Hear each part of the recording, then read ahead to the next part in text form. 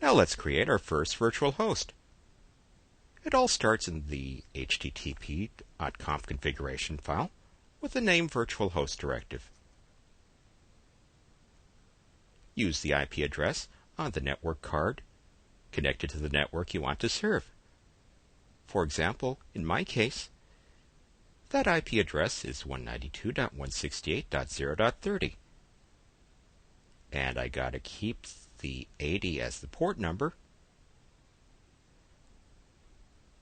as I'm going to create a secure virtual host on port 443 in another video.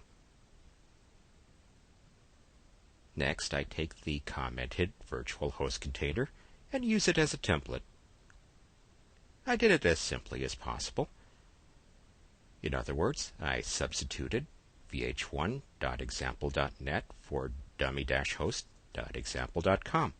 VH1 stands for Virtual Host 1. Of course, with this document root, I have to create this directory, and I also will need to create a index.html file. While you could create it in HTML format, that's not necessary. Text files work fine for our purposes. See the simple test I added to that file. To check my work, the httpd-t command works as a syntax checker. Don't worry about that message. That's a common message for networks that do not have a DNS server. I also run the httpd-s, that's a capital S command, that verifies I've configured an appropriate virtual host. Of course, you have to make sure that the regular and, if necessary, the secure ports for web servers are open through your firewall. And that's easily configured with the security level configuration tool, which I've described in several other videos.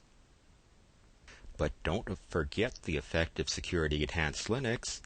To make this work, we need to configure the same context as the default Apache document root directory, var/www/html. I've described how to look up and change it with the chcon command in other videos. But here's a tip. You can do it more easily with the reference switch. I use the reference switch to refer to the directory with the context I want. I use the -R switch for recursive changes. So this particular command, chcon -r recursive reference equals var/www/html, takes the security enhanced Linux context from the reference directory and apply it to the www directory and subdirectories and individual files. Check the result. Run the ls-Z command on the www directory as well as the var/www directory.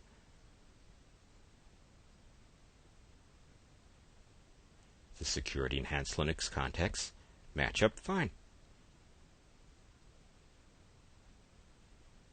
To make sure Apache reads the configuration changes, I could use the httpd script in the etc/init.d directory.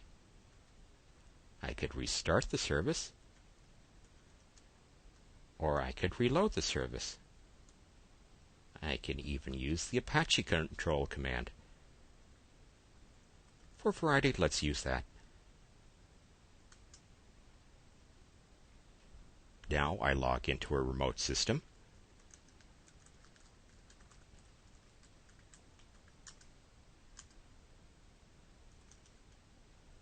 And if necessary, I change the DNS server or the etc host configuration file. see how I've added vh1.example.net to that file with the IP address I cited earlier. Now I use the elinks browser to navigate to vh1.example.net. And how about that? I have my first virtual host. Now let's create a second virtual host. It's easy enough to do. I've created a virtual host for a URL vh2.example.net.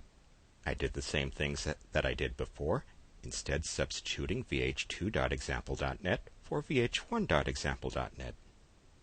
I save the changes. I test the syntax again with the commands described earlier. I have a good virtual host for vh2.example.net.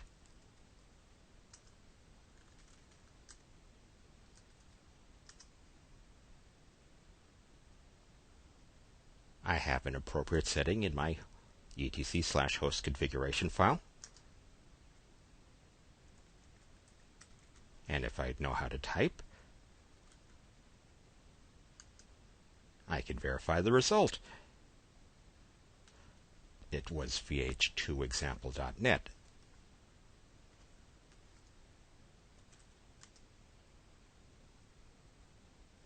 And there it is. This is the website for VirtualHost 2.